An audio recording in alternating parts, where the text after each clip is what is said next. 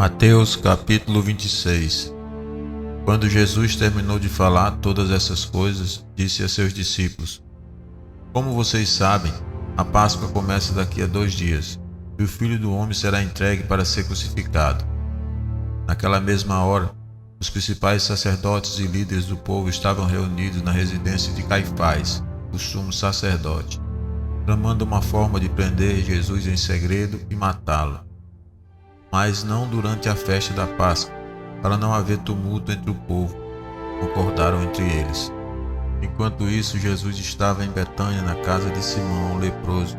Quando ele estava à mesa, uma mulher entrou com um frasco de alabastro, contendo um perfume caro, e derramou o perfume sobre a cabeça dele.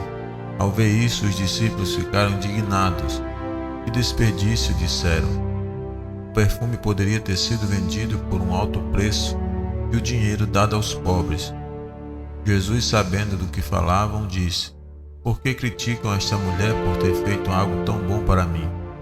Vocês sempre terão os pobres em seu meio, mas nem sempre terão a mim.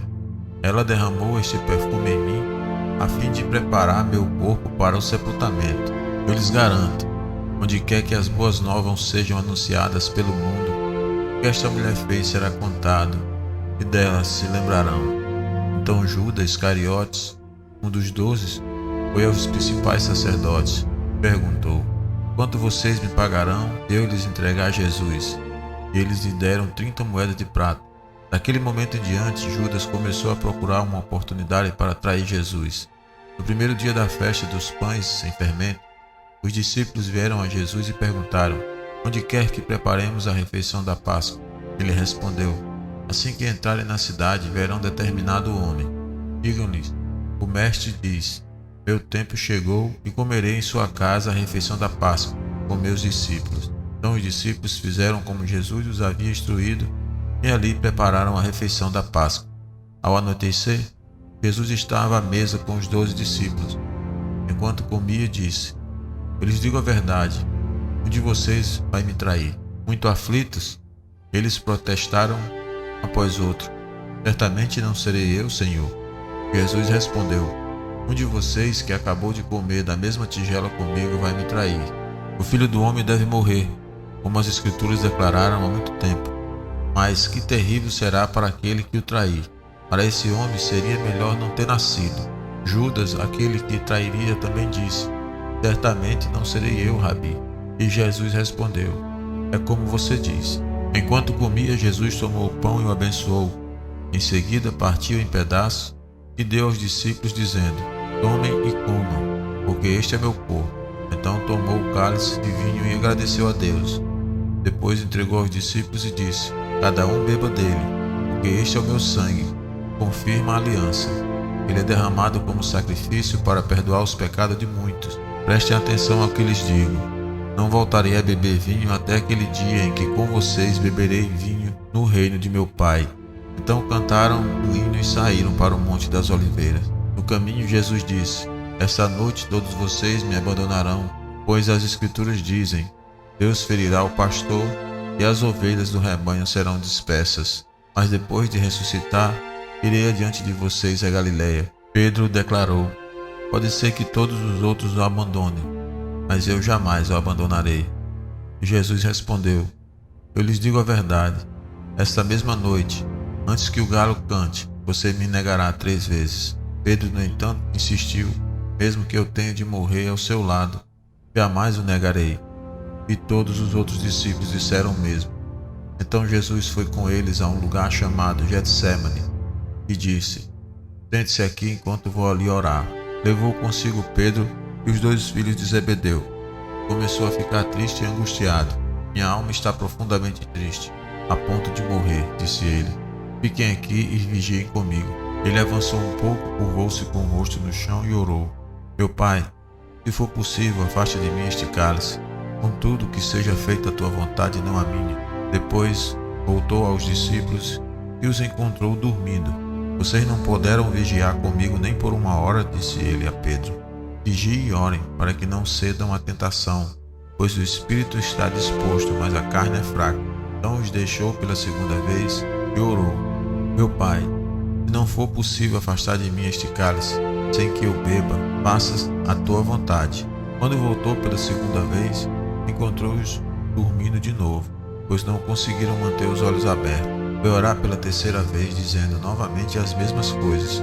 Em seguida voltou aos discípulos e disse: Como é que vocês ainda dormem e descansam? Vejam, chegou a hora. O Filho do Homem está para ser entregue nas mãos dos pecadores. Levante-se e vamos, meu traidor chegou. Enquanto Jesus ainda falava, Judas, um dos 12, chegou com uma grande multidão armada de espadas e pedaços de pau. Tinham sido enviados pelos principais sacerdotes e líderes do povo. O traidor havia combinado com eles um sinal. Vocês saberão a quem deve prender quando eu cumprimentar com um beijo. Então Judas veio diretamente a Jesus. Saudações, Rabi! Exclamou ele e o beijou. Jesus disse: Amigo, faça de uma vez o que veio fazer. Então os outros agarraram Jesus e o prenderam. Um dos que estavam com Jesus puxou a espada e feriu o servo do sumo sacerdote, cortando-lhe a orelha. Guarde sua espada, disse Jesus. Os que usam a espada morrerão pela espada. Você não percebe que eu poderia pedir a meu Pai milhares de anjos para me proteger e eles o enviaria no mesmo instante? Se eu o fizesse, porém como se cumpririam as escrituras que descrevem que é necessário que agora aconteça? Em seguida Jesus disse à multidão: Por acaso sou um revolucionário perigoso e venho me prender com espadas e pedaços de pau? Por que não me prenderam no templo? Ali estive todos os dias ensinando. Mas tudo isso está acontecendo para que se cumpram as palavras dos profetas registradas nas Escrituras. Nesse momento, todos os discípulos o abandonaram e fugiram. Enquanto isso, Pedro seguia Jesus de longe até chegar ao pátio do sumo sacerdote. Entrou ali, sentou-se com os guardas e esperou para ver o que aconteceria.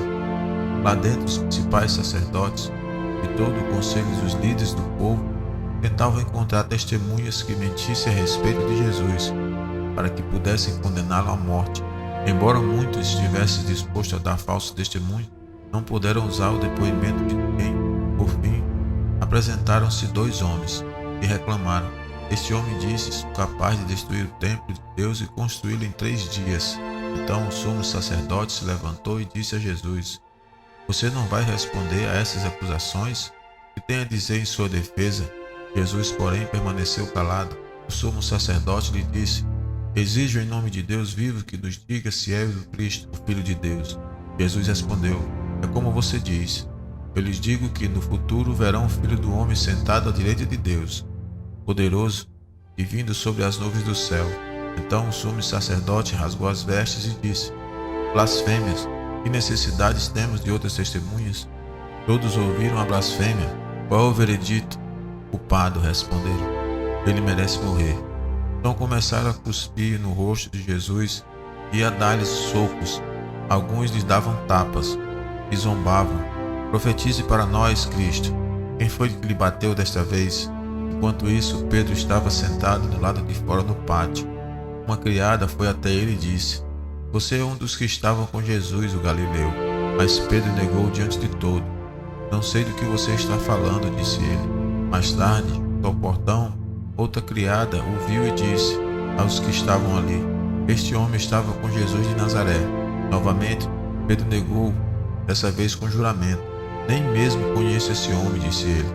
Pouco depois, alguns outros ali presentes vieram a Pedro e disseram: Você deve ser um deles. Percebemos pelo sotaque galileu. Pedro jurou: Que eu seja amaldiçoado se estiver mentindo. Não conheço esse homem.